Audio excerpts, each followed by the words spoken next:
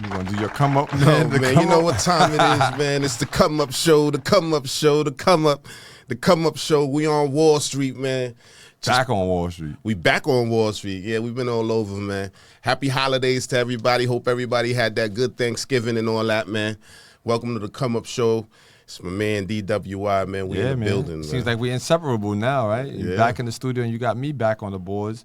Now not on the boards. I'm on the mic now. Last time it was about me. Now it's about you.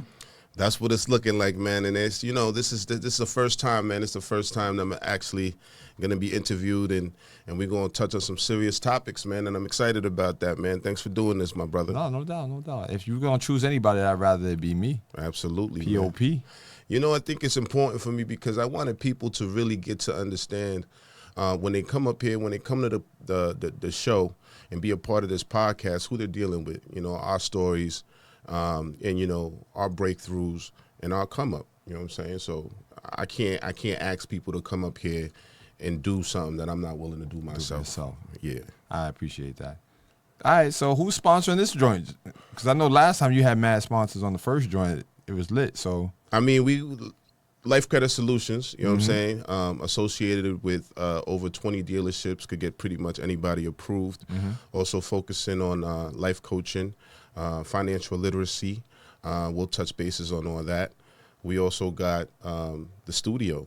Tell us a little bit about the studio. The Matrix Studios. This is Nexus Plus right here down on Wall Street, 42 Wall Street to be exact, right outside from the Bull. This is where they do the ticker tape parades downstairs. There's a lot of legends done walked up the street right here. It's big money. Every time I come down here, I think big money, Bitcoin, just, you know what I'm saying? Got the President's Building right around the corner. Yeah. So that we lit. This is the Matrix Studios. This is we're working on 25 years now, going into 2025. So this is a big monumental year, legendary year for us. So yeah, we happy that you jumping on to set off the new It's the new year, 2025. Yeah. I mean, it's a countdown, and, I'm just excited to be here because, in reality, there's been so many superstars that has come through your network and, Big Bronx Studio, one of the biggest studios in the Bronx, and just legendary, man. So just to be able to not only have this platform for myself, but to be able to teach people and put people on. This is something they could do themselves, you know what I'm saying, this podcasting thing. We creating our own channels out here, you heard? Yeah, and you, so we're going to get into where you came from and how you came up, because you're an immigrant coming to this country, no? Absolutely. All right, so let us know what country and town you from, and what that was like coming all the way to the big city, New York City, from where you come from. Well, first and foremost, man, my mother, my grandfather, he was a big wig down there in Honduras. I'm from Honduras. Central America, and my grandfather, who I just actually came from visiting in the Bronx, he was a mayor. He had a lot of accolades, so he had to tell and sit my father down and say, listen, I hate to break your heart, but there's no future in this country, so I'm taking my daughters, I'm taking my grandchildren, and we're going to the United States so they can have a future. And so my mother came first, and I remember being 6, 7 years old, and every single time a plane flew by, I would get on my knees and pray that my mom would come back for me, because she told me she would. And one day I saw this beautiful woman with a whole bunch of bags, and I knew it was my mother, so I ran, I hugged her, and that's what she did. She came back, she had all the paperwork, she had the housing, she had the apartment, she had everything, and she came to got us. So I want to put this in perspective, because now that you tell your story like that, it kind of feels like, if you want to put it into the streets term, like the United States is like the re-up. Like everybody come to the United States to get they thing up, and then they go back to home and bring back the goods to make sure everybody eat. Well, the reality is that the United States of America has been going to Honduras to get a lot of our goods. They was yapping because it's easy, especially when you're influenced with the United States. You have the capacity, you have the government to be able to buy property and land in one of the most fruitful and most agricultural places in the world. You're able to go ahead and do all that. So with that being said, you're right though. This is the land of opportunity. You know what I'm saying? So when it's, And this is the Yap land. This is the Yeah. original Yap Yeah. land. They yapped this from the Indians. yeah, so to come here, coming from a third world country, a developing country like Honduras, it's very important that we understand that the American dream is a real thing. This is the land of opportunity, and I'm grateful for my grandfather for him to be able to have that vision and to educate my mother to know how to come here and do things the right way, get the right documentation, paperwork, get the job, get the apartment. And I just love my family because they've always been educated that way to be able to do that.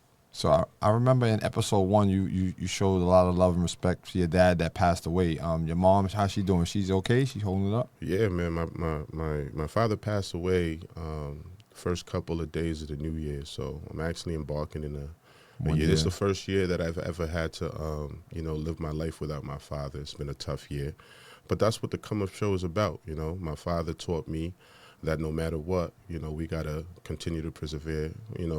At the end of the day, one step forward, one day at a time, and not one step back. And is that one of the biggest beliefs that your family has instilled in you coming up? Absolutely, man. In life, there's gonna be plenty of trials and tribulations. You know what I'm saying? But I never went through a storm or seen a storm, a snowstorm, a rainstorm that lasted forever. This too shall pass. The best is yet to come. Yep. And with that being said, now you're here. You're on the come up show, the come up show, the come up. Yeah. So now listen, I've seen you running around with, the guest that's in the building, but we're not gonna mention him yet. Yeah. But my guy that I seen the other day, Pistol Pete, I seen him at the Heavy Hitters event. Oh yeah. He walked in looking like $1 million, and I was like, they go the guys in the building. Yeah. So it was always good to and I believe Pistol Pete came through with Killer Rats back in the back like yeah, but he was blackballed. 2000. Yeah, No. This is that's what I'm saying. Yeah, because everybody was scared. Yeah. Everybody was scared. And I remember the team, the Killer Rats team that used to come through and spit and all that at the studio. It was like 2008, 2000. Yeah, early. Yeah. So it's a video somewhere on YouTube that I actually have. I seen it the other day, and I was like, oh, they okay, all right there.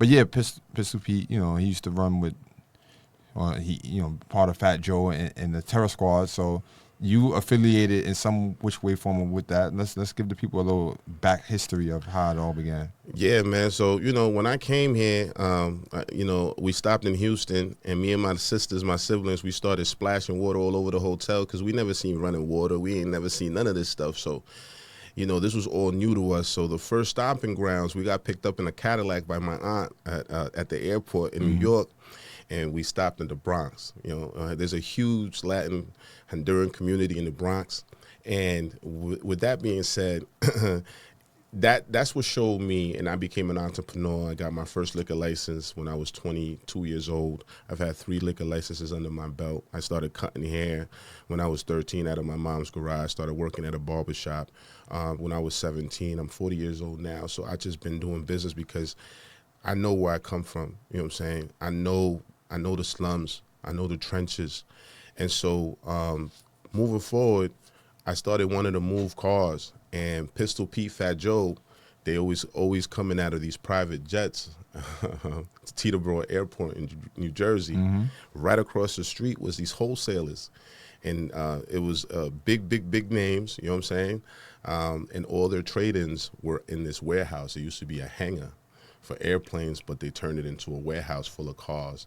And I was in there hustling, buying cars, trading cars, and Pistol Pete and Joe and all them. And who influenced you to want to buy cars, like out of all things to buy? Because I had to get out of the liquor business. I had some children, and I felt like, it was very difficult to have a family and be surrounded by a bunch of beautiful bartenders, a bunch of beautiful women.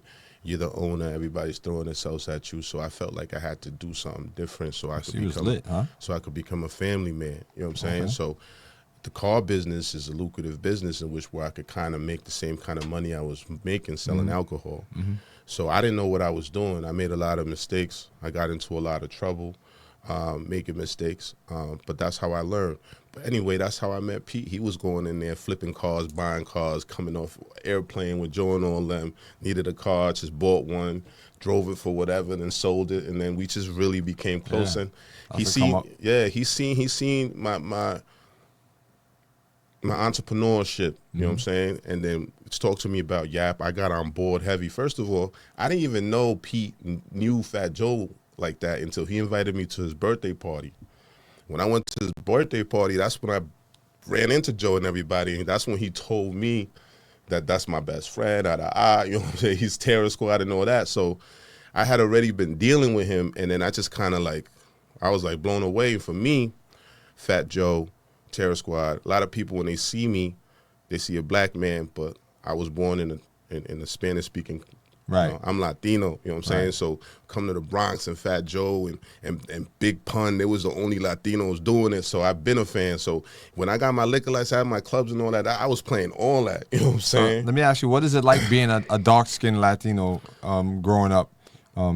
It's amazing because you give women the best of both worlds. You know what I'm saying? You black. And people try to talk about you behind your back and they don't realize that. I'm always on point, you know what I'm saying? And like I said, for the women that love a black man, but then could be like, mami, ven aquí, siéntate aquí conmigo, ya tú sabes. You know what I mean? That shit is hit. It hit different, you know, because a lot of times, too, there is a lot of racism when it comes to that. So when you could actually speak the language, it calms things down. Right. And do you set people straight when they get every time? Every time. One time, I'll tell you a quick story. I was in middle school, and the teacher was like, this is this girl's first day here. Can you please make sure you take her everywhere? She didn't know how to get home, so I walked her home. The mama, what are you doing all in Spanish? The first thing we moved to this town, and you with this black boy, and I tell you to stay away from in Spanish. All in Spanish. I'm like, man, the teacher asked me to walk her home. She didn't know what she was on. She felt so embarrassed, got all red. You said it in Spanish? Of course I did. My man. Respect, you know? But, you know, stuff like that happens all the time, man. So, yeah, what does Fat Joe mean and the Terror Squad mean to you, though, with their history? Well, this is what I'm saying. It just goes to show that anything is possible. Right. You got guys that come from absolutely nothing that just turned it all the way up. You know what I'm saying? And I just remember being in upstate New York and as a DJ having my bars and just every time Lean Back would come on. You know what I'm saying? A milli. Yeah. I mean, this dude just got anthems, man. And Punisher, when he just came out with that whole, you know, that album was such a classic. And just to be Latino and just to be around Third Ave, buying my clothes, you know, I used to drive over here, hang out, and, you know, I used to go to buy my clothes right here in Third Ave. And just to be a part of that culture and know somebody that this is their stomping grounds, it just fascinates me, man. He means the world to me because Fat Joe's the type of person that he leads by example. Right. You know what I'm saying? And he's a person that you could just watch from a distance and support him. And he's going to do that. You know, he rides for, it's all about loyalty. You know what I'm saying? So it's just nice to have somebody that is leading us all in the right direction.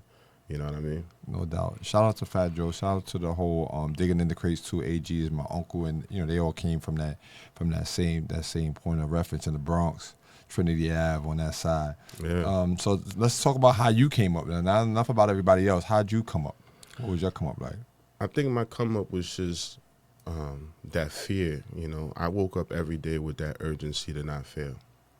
The urgency to not fail my family. You know, I have beautiful sisters and brothers that also depend on the decisions that I make. And there's been some decisions that I've made that have really hurt and affected them. But I didn't know that until I made those decisions. Right. You know what I'm saying? And so I think that that's my come up. My come up is my family. You know, my background, my culture, the Honduran culture. It keeps me humble. You know, the fact that I live here the way that I live and I have family members that are living in a completely different way. Right. You know, and my come up is that because I just never want to go back. That is a perspective that, you know, Black Americans, a lot of us can't really get jiggy with. We don't really understand it because we are here and we've been here.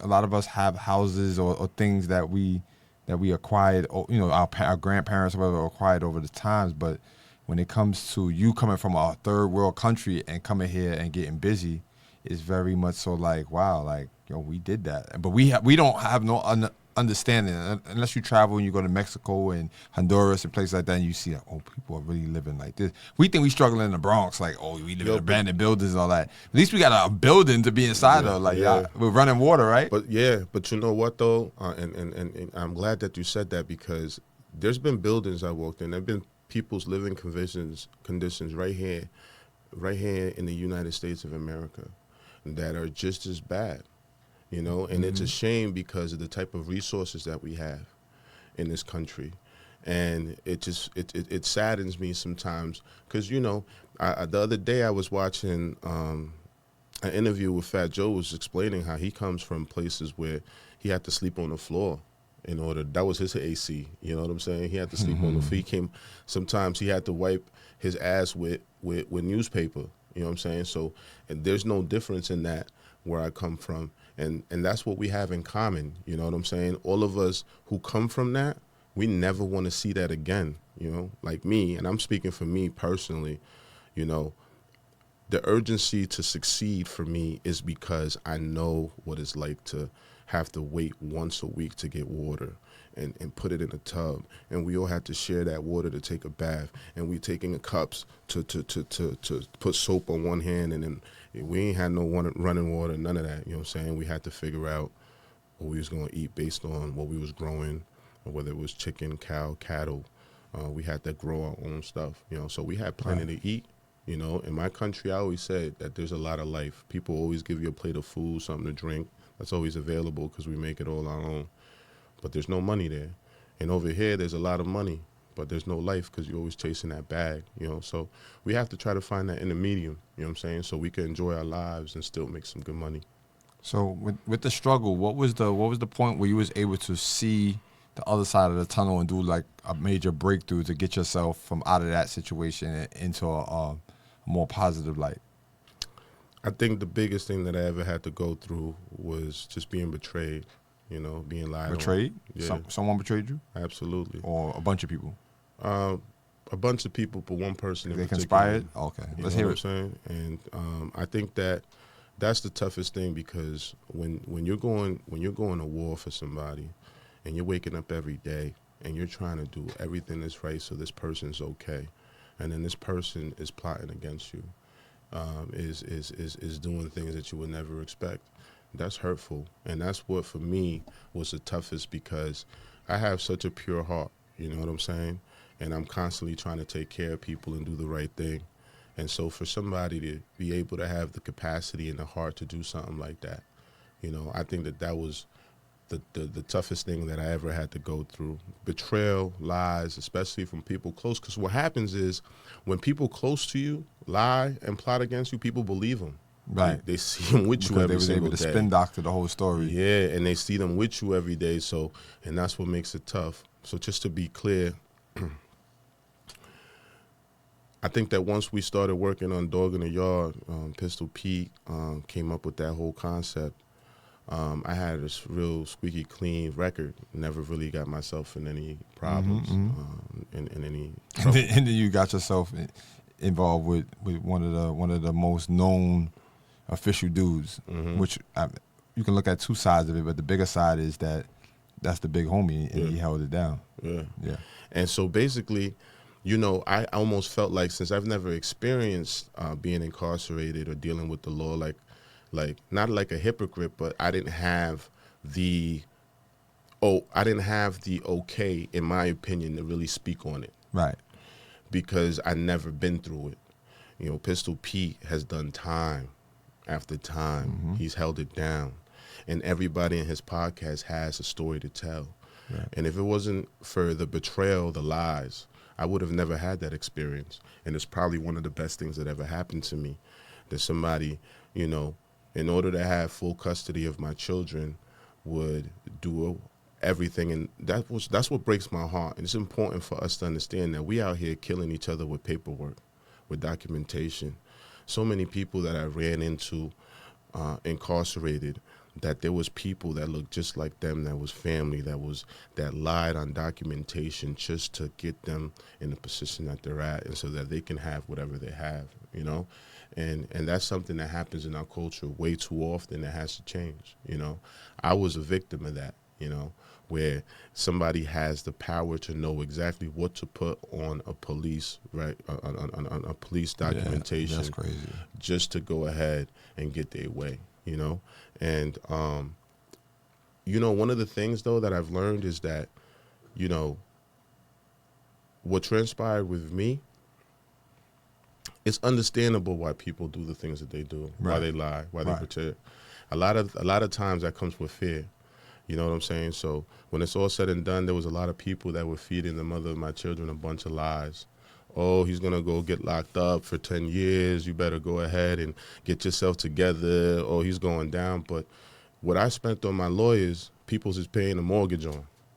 You know what I'm saying? Mm-hmm. What I spent on my lawyers, people's are paying a mortgage on. So at the end of the day, what I always tell people is, whatever you're doing and whatever you're doing in life, you make sure that you putting money aside for a lawyer. Whether you're doing things right, you're doing things wrong, people are gonna come for you, especially when you're successful.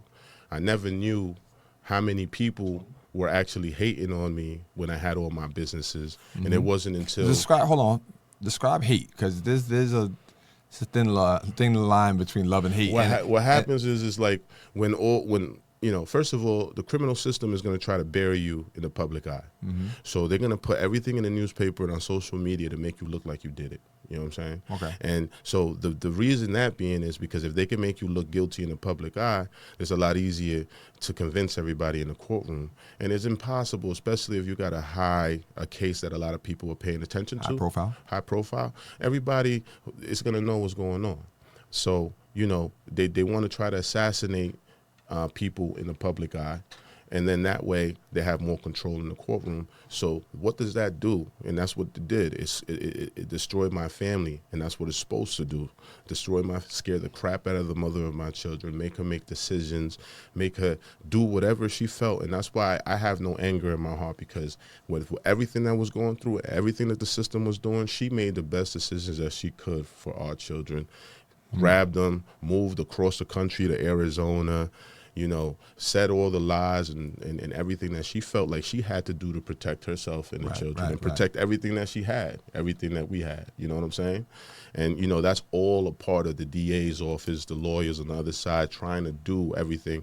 And ultimately, that's what happened, right? A lot of people thought that I went to prison for all the accusations that happened with the dealership that, you know, well, this is the reality, okay, just to set the record clear, you know.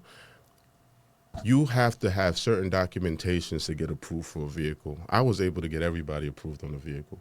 And the reason was because I had a lot of people that would do whatever it took. Fake pay stubs, all this other stuff. Now that happens to be. Oh man, I needed you. To listen, that happens to be years ago. So that happens to be a federal crime. So here I am. I'm telling people, look, it's going to cost you $1,000, but I'm going to get you approved. And that $1,000 ain't your deposit. That's for me to pay everybody that's going to make everything that you need because you ain't got it. You sell drugs, you ain't got no job, but I'm going to make sure. And when the bank calls, they're going to pick up the phone and they're going to act like they're your job and all that. I had a whole team. So what happens, you know? Now, the dealership, I said, listen, I'm leaving. I don't need y'all. I'm getting my own office, and I'm just going to bring my customers to wherever. They said, yo, you're never going to sell another car here again. So that's what they said. They said that I was stealing deposits because of the $1,000 or $500 fee that I had. I never took anything from anybody that I couldn't get approved. Right. If I couldn't get you approved for whatever reason, here's your money back. Here's your money, right. You know what I'm saying? So they tried to spin that whole thing. I had the whole case beat. I was getting ready to own this dealership, but the problem was that I was going to have to snitch on them people that was making the pay stubs and all that too. You know what I'm saying? And on top of that, the DA's office now is all in my baby mom's ear that I'm doing this, that I'm going to be doing 10 years, that she better find a new man. Feeling everybody was scaring her. So she skips town. She takes all the bread. I can't blame her for that. You know what I'm saying? Right. It was going to take time for me to show that I was innocent. So what happens? I go to Arizona, spend time with my kids. Mm-hmm. You know what I'm saying? And the DA office must have been like, yo, just tell us he's harassing you. So I get a violation of probation. I'm beating all the charges. And they're like, look, we'll let go of all these charges if you just do a year in jail for a violation of probation, and we'll forget of all this, because they knew they was beat. But at that point, for me, D, I'm like, if the mother of my children could betray me, then I need to go sit down, because my nigga, I'm doing something wrong. I like, yo, I was so, when I'm reading the paperwork of everything and all the lies and everything, I got all this stuff, you know what I'm saying? And I'm seeing this. I said, I can't believe I done gave you 3 beautiful children and everything you have. You're a teacher because you were able to stay school and be a stay-at-home mom. Imagine how proud I am as a black entrepreneur, and I got all my kids under one roof, vehicles, everything. And here come these people trying to bury me, and they've always wanted to bury me because they couldn't stop me. I had 3 liquor licenses, and I'm the first one in my town in upstate New York that I could play whatever music because I owned it. You know what I'm saying? Right. And a lot of music, you wasn't able to play Fat Joe in all the bars in Middletown and Orange County. But you could hear that at Edison's, at my house, at 2020, at Salsa. All my spots was lit. I had DJ CeeLo come. I had Enough come. Pistol Pete pulled up. We did crazy stuff out there that you was not allowed to do. You were not allowed to play hip hop. You know what I'm saying? In my area. I bought all that. We did what we wanted, man. And they wanted to figure. They used to pull me over all the time, D. Check my car, see if I had drugs. They used to send people into the bar underage. They try to do everything. It's crazy. Yeah, but we made it through all that. The only way they could get me, the mother of my children. The closest thing to me. Roped you in. So tell me this: what would you tell the youth about the journey of the success and failures that you bear witness to firsthand? Yo, I would tell people, be yourself. You know what I'm saying? When I first got locked up and I experienced all that, man, and you had to have, people make you feel less than, and you had these COs just getting laughing at just being able to tell you what to do. Yeah, and being surrounded by people who are now back to being slaves. So what are we doing here as a people? Because we're locking each other up now with paperwork, lying on the father of our children and all that, and sending them to go be a slave to work and make 15 cents an hour. It's a nasty game out. You know what I'm saying? You get no more rights. You have to sit there and to try to survive. But what I would tell people is just be yourself. Did you know what really blew my mind about prison? Go ahead. That I never changed who I was. I went in there. I started cutting hair. I went to the barbershop. I started a whole wave. I had everybody cash out. So tell me, cutting hair, they gave you clippers to cut hair? Yeah, I went, spoke to the warden. I said, yo, listen, I want to start a program. So they brought clippers. They had it in a box. It was like a toolbox, and it had all the clippers in there. And when you went, you had to take everything out the toolbox. They counted everything. No razors, no none of that. And then after you were done cutting hair, you had to give everything back. The CO you've kept been all entrepreneur in and out. Yeah. So now, where I was on Washington, we have a whole barber, the people making money. You know what I'm saying? And I was telling people, yo, bro, I don't smoke cigarettes, so you could keep your brick, because that's how they was trying to pay me with cigarettes. Yeah. And don't believe me, Edison had plenty of bricks because that was the currency. That was the currency. And that's how I was. I had a store in there, so that everybody was bartering with me. If they ran out of soup or whatever, they had to give me 2 soups back. I was chilling. I had people cooking. I had a car with everybody cooking, and majority of all the brothers in there that I was running with, because that's who ran the jail, was Bloods. You know what I'm saying? So I was super sturdy in there, because at the end of the day, they all knew about Dog in the Yard, Pistol Pete, Fat Joe. Everybody was respected. Right. It was very quick for people to look me up, look up my Instagram, and see if I am who I am. And I had like a walking path in there. Let me tell you, when I went to there, this how hooked up. And I don't know if the powers that be on my people had something to do with this. Thank you. I believe they did. I was in outside clearance. I only went from reception to outside clearance. That's never happened before. You know what that means? I was waking up at 7 o'clock in the morning, and I was outside cutting trees. I was outside from like 7 in the morning to 3. Then I came back and I started cutting hair. You know what I'm saying? Wow, so I was always busy. You did your bit busy. My time went, and then I was in church. You know what I'm saying? Mm-hmm. My time went like this, but I also was able to now, when I hear like Young Trap story about the time that he did and everything, it hits different now. You know what I'm saying? Because 1 year, 8 years. It only takes you a couple of days to know what that feel like. Right. I did 7 days in Spofford back when I was 15. So when you said you had somebody hooking you up, I had my grandmother's friend's husband as the warden at that time. And he came and found me and was like, "Hey, you Jesse's son or grandson?" I was like, "Yeah." He was like, "All right, you're gonna be all right." Yo, I had the law library right next to me at the barbershop. So literally everybody came to me for everything. Yo, E, I had 16 of my brothers get out of prison because I taught them how to fill out paperwork for work release. Congratulations. For work release, bro. And then I was training people how to do their parole hearing. Dudes was going in there like you like the Dr. Sevi of the man. Jail? Because people was going in there talking about you can't. I didn't do it. The minute you go for your first parole hearing, you say you don't do it, they're gonna hit you. Yeah. Because they want you to just admit. So I had to train people to forget about their feelings and go in there and tell them exactly what they want to hear. Forget about how you feel. This ain't about you. You're trying to get out of here. Feelings. Right. Yeah. This is a system. This is how we get out of here. And one by one, and you know what? I had a whole booklet that we was passing around, how to beat your parole hearing, man. So I want to put that all on platforms, man. That is a salute. This. I appreciate you for sharing your testimony with me today, because I got a chance to learn some things about you and your culture and your come up that I wasn't too privy of, especially from running my mouth about my situation the last time.